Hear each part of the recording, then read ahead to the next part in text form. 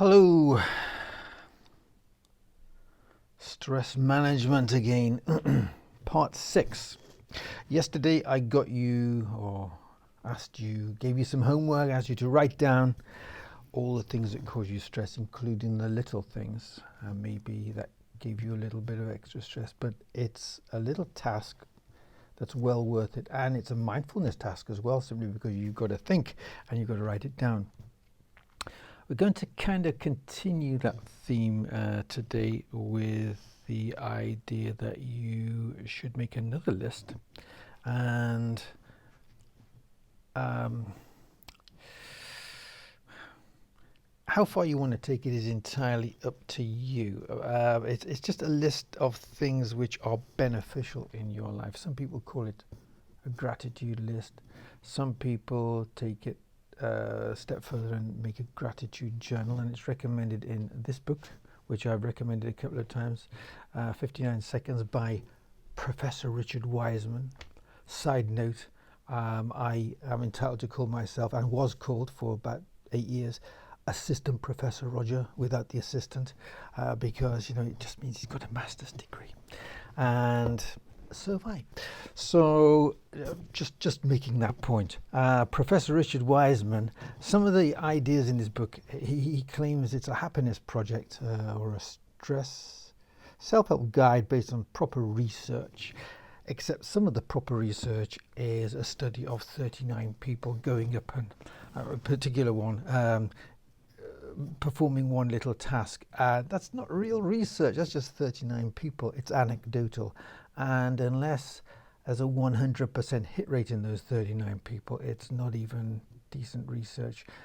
The research has to be repeated. It has to be repeatable with the same result. That's the scientific method. Anybody can do it anywhere. So, for example, somebody who is 100 centimeters tall will always be taller than a half-meter rule, because that's how the laws of physics work. There's sizes. So, yeah, and two parents with blue eyes will always have, if they have children, I said parents, assuming that they get together and they're parenting their own child, that child will have to have blue eyes. Apparently, it's genetically impossible for the child to have any other color eyes than blue, if both parents have blue eyes. So, that is based on scientific research. 39 people isn't, but getting to the point.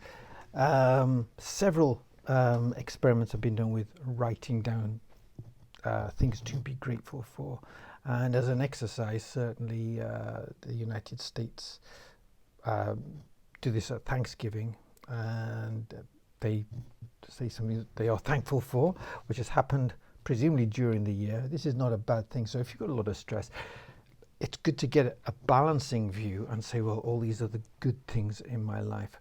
And so that is your homework for today. And also to look at the list that I got you to make yesterday. And I said to give them a grade of 1 to 10, where 1 is very little and 10 is you're going to explode the amount of stress. Well, I want you to give it another score as to the amount of size. How easy would it be to deal with? If you have, I'm going to give a very stupid, superficial example here, but you've got a fly in your car. A fly or a spider in your car that you're too terrified to get rid of, and it's causing you maximum stress. It's relatively easy to deal with, simply because you could ask somebody who isn't afraid of spiders to move it out, couldn't you? That's just an example. So when you've got that, you've got something which you've got a double score. So find the things which are easy to deal with and deal with them first, and then you will find that your list of stress factors will have reduced, and that in itself is going to have a beneficial effect. Okay, so there's that. How much stress are they causing? How easy would it be to deal with them? And then a list of things that you are grateful for.